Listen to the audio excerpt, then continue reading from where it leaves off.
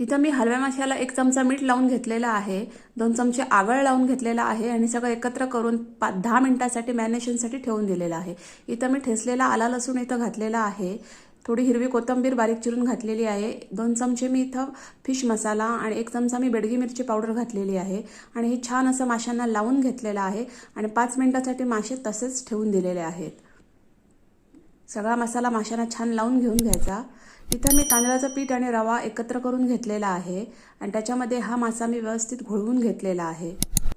तव्यावर तेल चांगलं तापवून घेतलेलं आहे, गॅसची फ्लेम स्लो ठेवून तव्यावर हे मासे सगळे ठेवून घेतलेले आहेत, हे बघा। आणि एक बाजू व्यवस्थित 5-10 मिनिटं भाजल्यानंतर दुसरी बाजू पण मी व्यवस्थित अशी चांगली भाजून घेतलेली आहे। स्लो गॅस फ्लेमवर हे छान दोन्ही बाजूने मासे भाजून घ्यायचे। तुम्ही बघू शकता खूप छान असा हा हलवा फिश फ्राय तयार झालेला आहे। बघितल्याबद्दल थँक यू।